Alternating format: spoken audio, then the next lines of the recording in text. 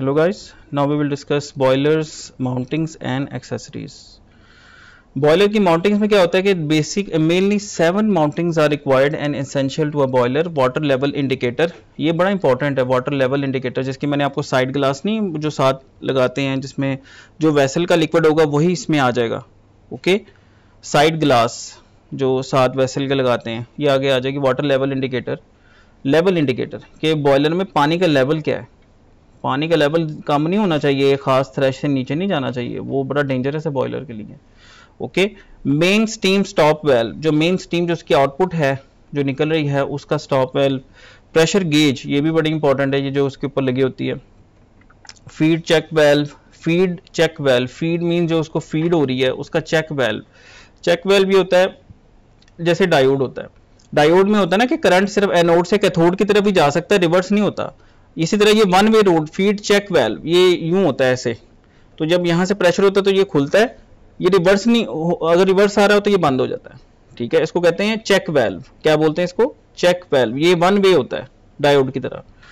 ठीक है, fusible plug. Fusible plug ये होता है कि ऐसा प्लग जो कि अगर टेम्परेचर बढ़ जाए, आग लग जाए फॉर एग्जांपल, या जरूरत से ज्यादा टेम्परेचर, तो वो क्या होता है, वो फ्यूज हो जाता है, यानी उसमें जो अंदर मटेरियल होता है वो वेंट हो जाता है. ओके, इसको क्या कहते हैं? Fusible plug. इसकी मैं आपको एक वीडियो भी दिखाऊंगा. Blow down valve, blow down valve जो होता है वो आमतौर पे बॉयलर के बॉटम पे लगा होता है कि जिससे उसके जो गंदा मंदा पानी या कोई सेडिमेंट्स वगैरह वो सारे उससे आप निकाल सकते हैं. बॉटम पे लगा होता है.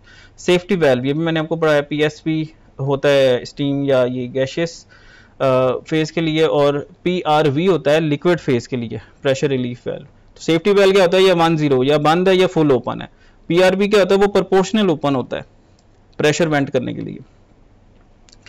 अच्छा, फंक्शन क्या होता है जी? ब्लो ऑफ कॉक क्या होता है? The function of the blow off cock is to discharge mud and other sediments deposited in the bottom most part of the wet water space in the boiler while the boiler is in operation. It can also be used to drain off boiler water.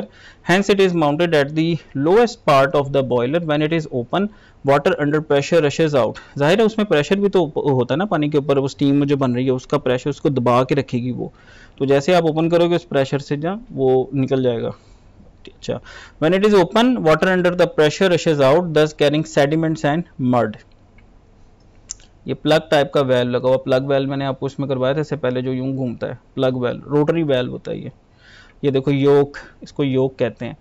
और यहाँ पे gland packing होती है, क्योंकि यहाँ से देखो ना अगर ब्लॉक है और अगर आपकी पैकिंग लूज है तो यहाँ से लीकेज शुरू हो जाती है. हमारे पास एक वेल्व होता था उससे वो स्मेल में आ रही होती थी, उससे लीकेज हो रही थी, तो फिर उसकी वो ग्लैंड पैकिंग वगैरह जो है ना चेंज की.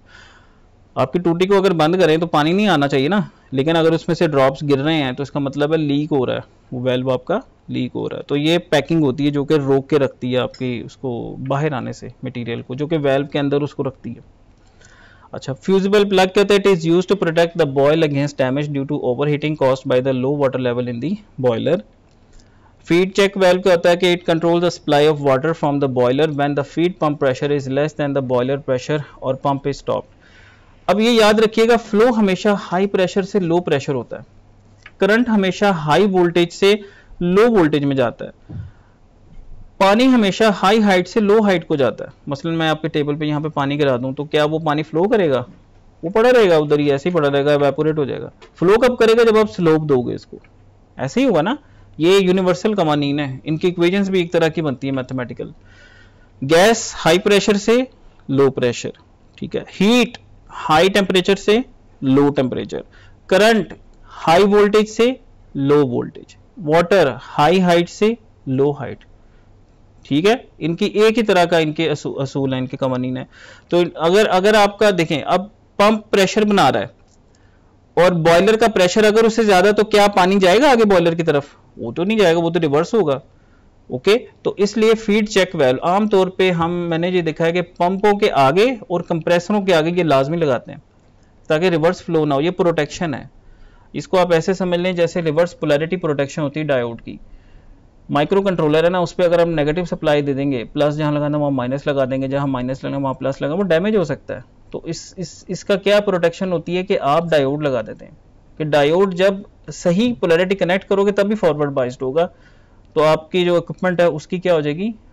प्रोटेक्शन हो जाएगी। इसी तरीके से ये भी रिवर्स प्रोटेक्शन है, यानी पानी अगर रिवर्स आ गया कंप्रेसर में या पंप में तो वो आपका पंप या कंप्रेसर डैमेज हो जाना है और वो बहुत कॉस्टली है, we can not afford that. Okay, तो इसलिए क्या इसका हल होता है, चेक वेल्व लगा देते हैं ताकि प्रेशर हमेशा पंप से आगे ही जाए, वापस ना आए। वन में है ना, डायोड की तरह आगे ही जाए, वापस ना आए। अगर आगे प्रेशर ज्यादा हो गया तो वो बंद हो जाएगा, वेल्व पंप बच जाएगा आपका। ओके, तो it controls the supply of water from the boiler when the feed pump pressure is less than the boiler pressure और पंप इज स्टॉप्ड।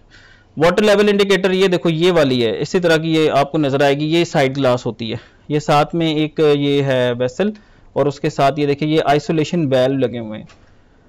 अच्छा, ये आइसोलेशन वेल्व क्यों लगे होते हैं, उसको अगर तो मेंटेनेंस आ गई है, उसकी खराब हो गई है या उसकी सफाई करनी है, उस पर काम करना है, तो आप उसको आइसोलेट करके निकाल के वर्कशॉप ले जाएं, ठीक करके लगा लें। अगर आप ये नहीं लगाएंगे, डायरेक्ट कनेक्ट कर देंगे, तो आपको पूरा वेसल खाली कराना पड़ेगा, क्योंकि चलते हुए में तो नहीं आप निकाल सकते उससे, तो फिर लीकेज शुरू हो जाएगी। बात समझ आई? तो ये आइसोलेशन वेल लगाते हैं हम प्रोसेस के अंदर। और वाटर लेवल इंडिकेटर क्या करता है कि एक वेसल के साथ आप एक इसको कहते हैं साइड ग्लास, ठीक है, साइड ग्लास लगाएंगे तो जो वेसल का लेवल होगा वही इसका लेवल होगा। ये मैं आपको रिवाइज करवा देता हूँ, दिखा देता हूँ यार आपको, एक मिनट। ये देखें, ये नहीं आपको मैंने कराई थी साइड ग्लास, ये वाली जो है, ठीक है। It controls the supply of water from the boiler when the feed pump pressure is less than the boiler pressure or pump is stopped. Level indicator आ गया। Steam stop valve, तो it regulates the flow of steam from boiler to steam pipe or from one steam pipe to other. Pressure gauge जो pressure को major करने के लिए use होती है, बॉर्डन type, सी type, वही इंडस्ट्री की सबसे ज्यादा यूज होने वाला कंपोनेंट है प्रेशर गेज। ओके, अच्छा, सेफ्टी वेल्व क्या होता है जी? सेफ्टी वेल्व क्या होता है जी? सेफ्टी वेल्व मैंने आपको बताया हुआ है जो सेफ्टी के लिए यूज होता है। मसलन इसकी मिसाल ये कि भाई प्रेशर बढ़ता जा रहा है वेसल के अंदर, तो फट ही जाएगा ना भाई उससे, तो ऐसा कंपोनेंट साथ लगाओ कि जो उस फटने वाला जो प्रेशर है जिसपे वो ब्लास्ट हो जाएगा, रप्चर हो जाएगा, उससे पहले पहले वो पॉप अप हो जाए, यानी ओपन होके वेंट हो जाए, उसका सारा जो प्रेशर है वो वेंट हो जाए। तो safety valves are located on the top of the boiler. They guard the boiler against the excessive high pressure of a steam inside the drum. If the pressure of the steam in the boiler drum exceeds the working pressure यानी normal pressure, ठीक है, normal pressure से अगर वो बढ़ जाता है, हम यही कॉन्सेप्ट होता है कि जैसे मोटर है, इंडस्ट्री में मोटर ले रही है फॉर एग्जांपल 10 एम्पेयर, तो उसको 10% पे हम उसकी ओवरलोड लगा देते हैं कि अगर वो 10% यानी 10% कितना होगा 10 एम्पेयर का 10% 1 एम्पेयर, यानी जैसे वो 11 को पहुंचे तो वो ट्रिप हो जाए मोटर, वो कंट्रोल हम लगाते हैं थर्मल ओवरलोड का, नॉर्मली क्लोज लगा देते हैं उसमें। आप आईपीसी में मैं आपसे कराऊंगा ये चीज़ें, मोटर की प्रोडक्शन। इसी तरह यहाँ पे कि एक नॉर्मल वर्किंग प्रेशर है, अगर उससे बढ़ जाए प्रेशर, ठीक है, तो वो तो आगे डेंजरस है, तो फिर वहाँ पे अच्छा इंडस्ट्री में ये भी होता है, एक होता है अलार्म, एक होता है ट्रिप, दो लेवल होते हैं। अलार्म का मतलब ये होता है कि फर्ज के लिए मिसाल के तौर पे आपका प्रेशर है 10 बार, वो 11 बार पे पहुंचा तो अलार्म बज जाए कि भाई देयर इज समथिंग प्रॉब्लम, और 12 पे पहुंचा तो ट्रिप हो जाए, क्योंकि 13 पे उसने वैसे फारिग हो जाना है। बात समझ रहे हैं? तो पहले अलार्म आएगा, उसको कहते हैं हाई, और ट्रिप को कहते हैं हाई हाई, 2 एच लिखे होते हैं, पहले एच एच एच। इसी तरह लो पे भी होता है कि किसी चीज का लो लेवल है और लो पे अलार्म आ जाएगा। अलार्म का मतलब ये कि आपको बजर बजना शुरू हो जाएगा और साथ में जो इंडिकेशन है वो रेड आपको आ जाएगी, कोई आपकी स्क्रीन एचएमआई के ऊपर आ जाएगा कि भाई इसका कुछ करो। और अगर तो हाई हाई या लो टच हो गया, क्रॉस हो गया, फिर ट्रिप है। ट्रिप का मतलब ये है कि मशीन को शट डाउन कर दो, क्योंकि उसके बाद अगर आप शट डाउन नहीं करोगे तो क्या होगा, तो ब्लास्ट होगा, एक एक्सीडेंट होगा। समझ रहे बात? और इंडस्ट्री के एक्सीडेंट्स बहुत खतरनाक होते हैं।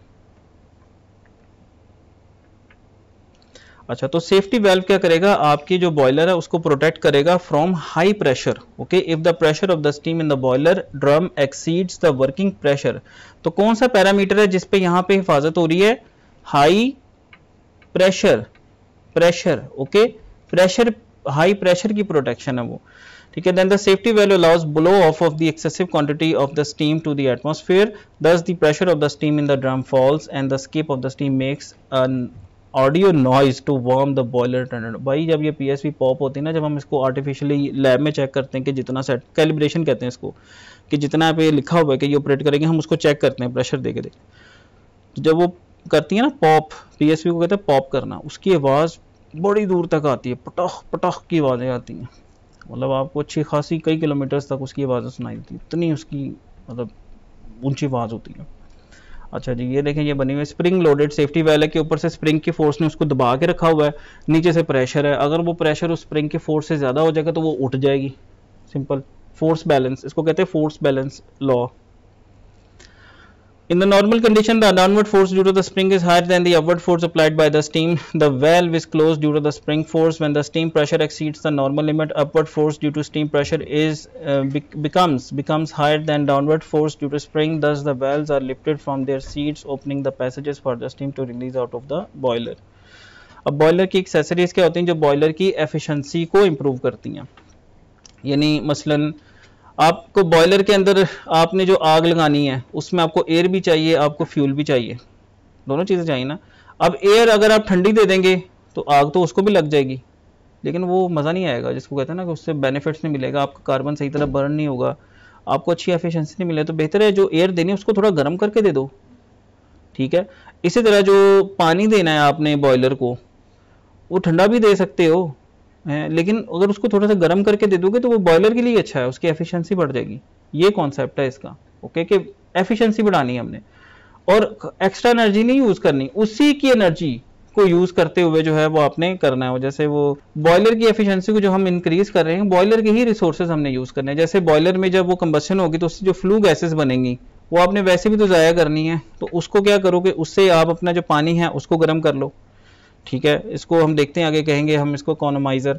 इसी तरीके से प्री हीटर है, जो एयर आ रही है उसको भी गर्म कर लो, समझ रहे। अब गर्म जब आप दोगे बॉयलर को कंबशन के लिए तो उससे आपकी कंबशन अच्छी होगी, ओके, बॉयलर की एफिशिएंसी बढ़ जाएगी। एफिशिएंसी क्या होती है, आउटपुट ओवर इनपुट इनटू 100, समझ रहे। मसलन आप उसमें जो है वो एग्जांपल देता हूँ इन टर्म्स ऑफ मनी कह लें, आप 100 रुपए की आपने जो है वो उसमें आपने वो डाली गैस, अब जो स्टीम निकली है अगर वो 70 रुपए में आपकी निकल रही है तो कितनी एफिशिएंसी है, 70 ओवर 100 इंटू 100 यानी 70% एफिशिएंसी है। हाँ, अगर आपका सिस्टम एफिशिएंट है तो अगर आपने उसमें 100 रुपीज़ की इनपुट की है तो अगर आपकी आउटपुट जो है वो निकल रही है 99, 95, 96, चीज़ वही है लेकिन आपने उसको एफिशिएंट बना दिया। ये हाँ, इसको यूँ भी समझ तो गाड़ियों की जो एफिशिएंसी है, फ्यूल इकोनॉमी है, कि अगर आप गाड़ी की इकोनॉमी अच्छी है तो सेम डिस्टेंस है लेकिन आपके जो है वो क्या करेगी, कम फ्यूल खाएगी और आपको मॉनेटरी बेनिफिट होगा उसके अंदर, ऐसे ही है ना। तो वही चीज़ है कि अगर बॉयलर आपका अच्छा होगा, एफिशिएंसी अच्छी होगी तो वो कम मतलब कम इनपुट से आउटपुट ज़्यादा देगा, यानी सेम इनपुट पे से ज़्यादा आउटपुट प्रोड्यूस करेगा। तो अगर हम इसको देखते हैं जी एक्सेसरीज के अंदर, देयर आर एक्सिलरी प्लांट्स और parts required for the steam boilers for their proper operation and to increase efficiency of the boilers. इसमें फीड पंप है, इंजेक्टर है, इकोनोमाइजर है, प्री हीटर है, सुपर हीटर है जो स्टीम के लिए यूज होता है, स्टीम सेपरेटर है, स्टीम ट्रैप, ये सारे पहले भी हम डिस्कस कर चुके हैं एक बार। फीड पंप क्या कहते हैं, the feed pump is a pump which is used to deliver feed water to the boiler, ठीक है, हाई प्रेशर के ऊपर। फिर इंजेक्टर होता है, इंजेक्टर और पंप में फ़र्क ये होता है कि पंप इंजेक्टर उसको ऑटोमाइज कर देता है थोड़ा सा ना, उसको उसके वो स्प्रे टाइप चीज़ बना देता है, उससे एफिशिएंसी बढ़ जाती है। Injector is used to feed water in the boiler, it is commonly employs for a vertical boiler and does not find its applications in large capacity high pressure boilers. It also uses more space, is not available for the installation for the feed pump. इसमें थोड़े से type of mistakes है, ये internet से download की थी। अच्छा जी, economiser increases the temperature of the feed water using waste of the heat to the flue gases leaving the boiler through the chimney. जो चिमनी के थ्रू, देखिए इकोनोमाइजर क्या है, जो फीड वाटर है उसको, ये इसमें इसका नाम जरा अच्छे तरीके से देख लें, इकोनोमाइजर, उसका क्या काम है, जो पानी दे रहे हैं उसको गर्म करना। एक है प्री हीटर, वो एयर को गर्म करेंगे, जो एयर आ रही है तो एयर को गर्म करना प्री हीटर, पानी को गर्म करने के लिए इकोनोमाइजर। ये नाम आपको अच्छे तरीके से आने चाहिए। Economiser increases the temperature of the feed water using waste of the heat of the flue gases leaving the boiler through the chimney. Construction and working economiser consist of, इसमें टाइपो मिस्टेक्स हैं, ये grammatical issues हैं थोड़े। अच्छा, economiser consist of a large vertical cast iron or steel water pipes, one end of the vertical pipes is connected with the vertical pipes A and the other end with the B. Hot flue gases from the boiler pass over the vertical tubes. The heat transfer takes place from flue gases to the cold water rising in the vertical. तो पानी आपका vertical tubes के अंदर है और gas ये जो flue gases है ये नीचे से ऊपर जा रही हैं और इसमें जो ट्यूब के अंदर पानी होगा वो गर्म हो जाएगा, हीट एक्सचेंज हो गया। नेक्स्ट आता है सुपर हीटर। ये जो हीट को आपको मैंने बताया स्टीम की टाइप्स होती हैं, पहले सैचुरेटेड स्टीम आती है जो कि वेट होती है, फिर ड्राई सैचुरेटेड आती है, फिर ड्राई आती है और फिर फाइनली सुपर हीटेड आ जाती है। तो the function of the super heater is to increase the temperature of the steam above its saturation point. To superheat the steam generated by the boiler, superheaters are heat exchangers in which the heat is transferred to the saturated steam to increase its temperature. Superheated steam has the following advantages: steam consumption of the engine or turbine is reduced, losses due to condensation in the cylinders and steam pipes are reduced, erosion of the turbine blade is eliminated, efficiency of the steam plant is increased. तो जो superheated steam है वो उसके काफ़ी benefits हैं। अच्छा, steam separator क्या है जी? स्टीम के अंदर से जो वाटर के कंटेंट्स है, मॉइस्चर कंटेंट, उसको सेपरेट करना। तो आमतौर पर ये सेंट्रीफ्यूगल फोर्स भी बड़ी यूज़ होती है। आपने जब पढ़ते हो गए सेंट्रीफ्यूज होता है, वो पार्टिकल्स को सेपरेशन के लिए यूज़ होती है ये फोर्स, सेंट्रीफ्यूगल फोर्स हो गई। ये जो इसमें है इसमें भी ये यूज़ हो रही है। A steam separator sometimes refer to as a moisture separator, it is a device for separating water droplets from the steam. The simplest type of steam separator is the steam dome on a steam locomotive. Stationary boilers and nuclear reactors may have more complex devices which impart a spin, centrifugal force वाला जो spin लगती है इनके ऊपर, spin, ठीक है, spin to the steam so that water droplets are thrown outwards by the centrifugal force. The simplest type of steam separator is the steam dome on a steam locomotive. Stationary boilers and nuclear reactors may have more complex devices which impart a spin to the steam. यानी centrifugal force वाली जो spin है उससे क्या होगा कि वो separation आपकी हो जाएगी, ठीक है। तो ये water separate हो जाएगा आपकी steam से। ये देखें यहाँ पे अगर आप गौर करें ना, ये एरो है, साथ में ड्रॉपलेट्स हैं, लेकिन यहाँ पे देखें ड्रॉपलेट्स नहीं है इधर, ठीक है ना। तो उसने बेसिकली जो वाटर के जो ड्रॉपलेट्स है उसको घुमा के, जिसको ना घुमा के सिटता घुमा के है, वो स्पिन है उसके अंदर, यानी सेंट्रीफ्यूगल फोर्स है, ठीक है। तो अच्छा जी, स्टीम ट्रैप, ये मैंने आपको बताया कि स्टीम ट्रैप क्या होता है कि स्टीम जब चलती है पाइप्स में तो वो कंडेंस होती जाती है साथ साथ थोड़ी बहुत, तो उसको भी निकालना होता है उस पानी को, ठीक है। तो उसको क्या कहते हैं? स्टीम ट्रैप, ठीक है। आपको वीडियो भी दिखाई थी इसकी मैंने, ठीक है। Steam trap is a device used to discharge condensate and non condensable gases with a negligible consumption or loss of live steam. Most steam traps are nothing more than automatic valves, they open, close और modulate automatically. Modulate क्या होता है? Modulation control की term है, control valve के लिए use. लेकिन control valve या तो फुली ओपन है या फुली क्लोज है, एक तो ये बाइनरी की तरह है 1-0। लेकिन अगर इन बिटवीन है, जैसे फजी लॉजिक है 25%, 50, 75 फजी, ठीक है। फजी सेट होता है, एक होता है क्रिस्प सेट। क्रिस्प सेट यही होता है 0-1 क्रिस्प, लेकिन फजी सेट क्या होता है? उसमें बीच के लेवल्स आ जाते हैं, उसमें 0-1 के दरमियान क्या आ जाते हैं? लेवल। इसको मॉड्यूलेशन कहते हैं। जैसे एक वेल्व है वो या तो 0 या 1 है, जिसको शट डाउन वेल्व कहते हैं प्लांट के अंदर। दूसरा कौन सा होता है? कंट्रोल वेल्व, जो कि 0, 25%, 100%, 75, 76 भी हो सकता है, 80 एनालॉग है, यानी वेरिएबल है, आप समझ लें। उसको हम मॉड्यूलेटिंग कहते हैं। तो ये वेल्व ये उस सेंस में दे ओपन, क्लोज और modulate automatically. Others like venture traps are based on the turbulent two phase flows to obstruct the steam flow, ठीक है। ये देखें, दिखाए थे ना मैंने फ्लोट, ये पानी से जब ऊपर जाता है नीचे से जो है वो ये सुराख खुल जाता है और ये वेंटिंग हो जाती है, ठीक है। तो ये इस तरह से स्टीम को ट्रैप, यानी जो अगर उसमें पानी शानी अगर बन रहा है, स्टीम कंडेंस हो रही है, कंडेंसेट बन रहा है, तो उसको वो निकालने के लिए ये यूज़ होते हैं स्टीम ट्रैप्स। अच्छा, उसके बाद आता है एयर प्री हीटर। वही जो हम बॉयलर को एयर दे रहे हैं उसको अगर गर्म करके दे देंगे तो क्या हर्ज है भाई? तो ये वो चीज़ है। इकोनोमाइजर क्या है? पानी को गर्म करना, इकोनोमाइजर। ये क्या है? Air preheater, okay. तो air preheater is a general term used to describe any device design to heat air before another process, for example combustion in a boiler. इसे यही चीज़ इंक्रीज हो जाएगी। जैसे यहाँ पे पानी को भी हम गर्म कर रहे हैं, बॉयलर में हम एयर को भी गर्म कर रहे हैं। क्या कर रहे हैं? हम एयर को भी हम हीट कर रहे हैं ताकि हमारी जो कंबस्शन की एफिशिएंसी है वो इंप्रूव हो जाए, कंबस्शन की एफिशिएंसी इंप्रूव हो जाए। तो इसमें देखें वो लिख रहा है कि with the primary objective of increasing the thermal efficiency of the process. Thermal efficiency, okay okay. They may be used, ये आपसे क्वेश्चन भी आ सकता है कि how would you increase the thermal efficiency of a boiler, applied thermodynamics course है ना, तो ये क्वेश्चन आ सकता है आपको। They may be used alone or to replace a recuperative heat system or to replace a steam coil. अच्छा जी, तो ये बेसिकली जो एयर आ रही है आपकी उसको आपने गर्म करना है, और वाटर के लिए क्या टर्म यूज हो रही है, इकोनोमाइजर। अच्छा जी, आगे चलते हैं।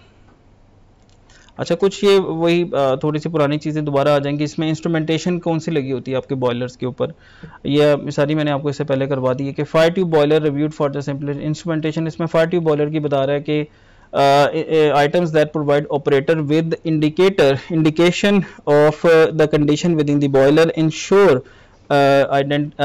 indications are within the safety limits and design operation parameters। operational देखो pressure, temperature, flow, water level, देखें ये चार वही है, प्रेशर, टेम्परेचर, फ्लोज और वाटर लेवल, ये चार चीज़ें पूरी होनी चाहिए। अगर आप ये चार चीज़ें मेंटेन रखेंगे ना, आपका बॉयलर कहीं नहीं जाता, आपका बॉयलर चलेगा, फिर कोई वो इस तरह के हादसात नहीं होंगे।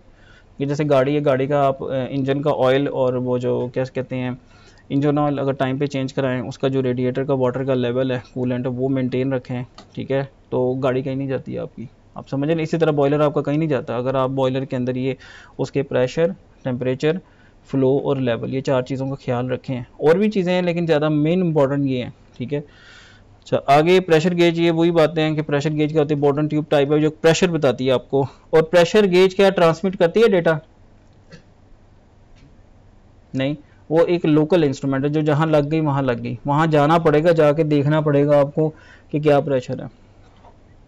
प्रेशर ट्रांसमीटर ये ट्रांसमिट करता है, आपके पीएलसी को डेटा ट्रांसमिट कर सकता है। आप पीएलसी आपकी स्किड माउंटेड भी हो सकती है वहां पे लगी हुई, या आपकी कंट्रोल रूम बेस्ड भी हो सकती है कि कंट्रोल रूम उसकी वायरिंग से सिग्नल जा रहा होगा। लेवल कॉलम्स अगेन, जो ड्रम के अंदर जो आपका बॉयलर ड्रम के अंदर वाटर का लेवल है वो विजिबल, एक तो वहाँ पे साइड ग्लास लगेगी, दूसरा उस पर आप लेवल ट्रांसमीटर भी लगा सकते हो, वो प्रेशर की बेस पे लगा लो OGH, तो वो प्रेशर आपका आगे जा रहा होगा। अच्छा जी, ये देखें ये साइड ग्लास ये दिखा रहा है, इसके साथ लगी है, ये देखें। और ये आइसोलेशन वाल्व क्यों लगाते हैं, ये मैंने आपको बताया कि अगर उसको आप बंद करके उतार सकते हैं इजीली, आपको प्रोसेस को शट डाउन नहीं करना पड़ेगा, बॉयलर चलता रहे।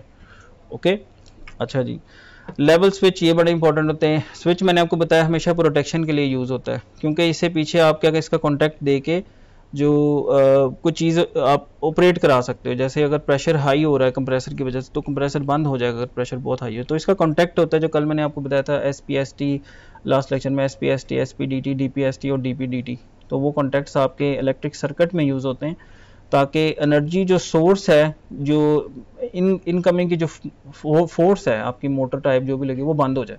ओके, तो ये फ्लो टाइप भी लेवल स्विच है। अच्छा, और दूसरा 2 chambers maintain low level arm. अच्छा, इसमें फ्लो टाइप का मतलब ये है कि अगर बॉयलर का लेवल है उसके अंदर आपने फ्लो टाइप लगाया हुआ, तो अगर बॉयलर में पानी का लेवल बहुत हाई भी हो जाए तब भी वो ट्रिप हो जाए, और अगर बहुत लो भी हो जाए तब भी वो ट्रिप हो जाए। ओके, अच्छा, उसके बाद टेम्परेचर मेजरमेंट है। Flue gas exit the temperature increase indicates following problems, thermocouples insulated from the gas sampling, thermocouple होते हैं, RTDs होते हैं। एग्जॉस्ट पे याद रखिएगा ज़्यादातर थर्मोकपल ही मैंने देखी हैं और वही होती हैं। चिमनी हमारे पास एक वो होती थी फ्लेयर स्टैक, वहाँ पे भी थर्मोकपल्स लगी हुई थी। इंजन के जो एग्जॉस्ट होता था वहाँ भी थर्मोकपल है। इसी तरह बॉयलर में अगर तो टेम्परेचर आपका हाई है, ये याद रखें, अगर हाई टेम्परेचर होना उस पर एक्यूरेसी इतनी मैटर नहीं करती, यानी 500 पे 501 टेम्परेचर का अगर एरर भी आ जाए ना, 500 या 501, वो इतना मैटर नहीं करता, तो वहाँ पे आप थर्मोकपल लगाते हैं। और जहाँ लो टेम्परेचर हो और एक्यूरेसी आपको चाहिए हो कि यह मुझे एक्यूरेट बताए, एरर ना ज़्यादा बताए, तो फिर आप RTD लगाते हैं। जैसे आपका 150 या 200 तक टेम्परेचर है तो आप RTD लगाओगे जो कि आपको सही टेम्परेचर भी बताएगा। इससे ज़्यादा अगर टेम्परेचर हो रहा है तो फिर आप थर्मोकपल की तरफ चले जाते हो, क्योंकि वहाँ पे बहुत एक्यूरेसी मैटर इतनी नहीं करती और वो होता भी नॉन लीनियर है। RTD लीनियर डिवाइस है। अच्छा, कंट्रोल्स, फिर ये कंट्रोल का भी आपको मैंने फीडबैक कंट्रोल का थोड़ा बताया था कि फीडबैक कंट्रोलर कैसे काम करता है। तो बॉयलर के अंदर जो है वो कंट्रोलिंग जो है वो है regulate the various quantities indicated by the instrument. Shut down, कोई शट डाउन है कि अगर हाई हाई हो जाए या लो लो हो जाए तो उस पर क्या करते हैं, उस मशीन को ट्रिप करा दे। अच्छा जी, manual operation to sophisticated automatic computer operation, DCS वगैरह या IPC में बड़ी डिटेल में मेरे लेक्चर्स हैं, ऑनलाइन भी हैं, अगर आपको शौक है देखने का, इंडस्ट्री में जाने का, तो वो आप देख लें। तो control a boiler following quantities required to be regulated. अच्छा जी, फ्यूल एयर रेशो, ये मैंने आपको बताया, स्टार्टिंग यहीं से हमने किया था, एयर फ्यूल रेशो या फ्यूल एयर रेशो। वो बहुत ज़रूरी है। क्यों? वो क्या, उस स्टोइशियोमेट्रिक रेशियो के अकॉर्डिंग इक्वेशन वो बड़ी ज़बरदस्त है, वो ही हमारी आइडियल है। ठीक है, हमने उसको मेंटेन करना है उसके मुताबिक।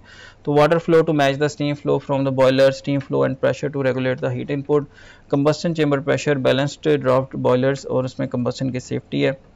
तो अच्छा, manual control can not continuously control combustion in a reliable efficient matter. Automatic control system, automatic control system में वही आ जाता है, एक सेट पॉइंट आ जाता है। मैनुअल कंट्रोल क्या आता है? Feed forward control, open loop. Feedback control पढ़ लिया ना आप लोगों ने, अभी पढ़ लोगे आप इस सेमेस्टर में या फिर नेक्स्ट में पढ़ लोगे। तो ओपन लूप क्या होता है? फीड फॉरवर्ड कंट्रोल क्या होता है कि जो इनपुट दो आगे आउटपुट आ जाएगी। जैसे मैं जो है बाहर स्प्रिंकलर सिस्टम है उसमें बटन दबा दूं तो पानी आना शुरू हो जाए, अब जब तक मैं बंद नहीं करूंगा वो आता ही रहेगा। ठीक है, हाँ अगर मैं इसको क्लोज लूप बनाऊं, मसला अपनी जो ग्रास है उस पर सेंसर लगा दूं और उस पर मैं सेट पॉइंट दे दूं कि जब इतनी ह्यूमिडिटी हो जाए तब ये पंप ऑटोमेटिकली बंद हो जाए। ठीक है, जैसे ये आपके एयर कंडीशनर्स हैं तो वो क्लोज लूप कंट्रोल बन जाएगा, यानी उसमें सेट पॉइंट आता है। क्या आता है? सेट पॉइंट आ जाता है, यानी आपका डिजायर्ड बिहेवियर उसमें आप अपनी मर्जी से अचीव कर सकते हैं ऑटोमेटिकली। अदरवाइज मैनुअल में तो आपको खुद देखना पड़ रहा होता है ना कि कितने जाके बंद करना उन्होंने। ओके, तो ये फ़र्क है। तो ऑटोमेटिक कंट्रोल सिस्टम्स ही यूज़ होते हैं। Control systems is a very important field of engineering. ठीक है, ये हर चीज़ की बैकबोन कंट्रोल ही है। ठीक है, अच्छा जी, automatic control systems use maintains fuel air ratio to furnace at an optimum, maintains a relatively constant steam pressure. Combustion control mechanisms vary slightly depending on the fuel fired, no matter what fuel. Four aspects that need to be regulated: air supply, fuel supply ratio and flame safety. Flame जो है उसको भी, उसकी भी safety. Okay, अच्छा जी, steam pressure control, main purpose of the steam boiler is to produce steam within a defined pressure range. ये देखें, main purpose of a steam boiler is to produce steam within a defined pressure range। एक defined pressure range के अंदर आपने steam पैदा करनी है। steam pressure is dictated by process plant, steam demand जितनी demand है उतनी, और heat input to the boiler furnace जितना आप उसको heat input देने। pressure fluctuates, pressure का अब ये नहीं कि इतने पे set करना है 10 बार पे तो वो fix ही हो गया, वो थोड़ा बहुत उसमें प्लस माइनस होता है। जैसे रेजिस्टेंस आप लेते हैं उसमें टॉलरेंस होती है ना प्लस माइनस, तो इसमें भी थोड़ी बहुत होती है टॉलरेंस। ठीक है, 2 यूनिट भी अगर आप लगा दें ना, जैसे साथ 2 बॉयलर लगा लें, सेम चीज़, हर चीज़ सेम इनपुट, तो उनके आउटपुट कभी भी 100% सेम नहीं होगी, थोड़ा बहुत अप डाउन होगा। ओके, तो purpose is to provide sufficient feed water flow to ensure all the heat transfer services are cooled within the water. Visible water level provided by 2 simple gauge glasses, more sophisticated devices, water sensor controls, normally 2 independent float operated thermostatic। Okay, तो ये जनाब आपका जो है boiler की जो instrumentation है वो कि बॉयलर के साथ क्या क्या इंस्ट्रूमेंटेशन लगी होनी चाहिए, तो उसका एक ये ब्रीफ आपको एक आइडिया दिया। Thank you very much for listening.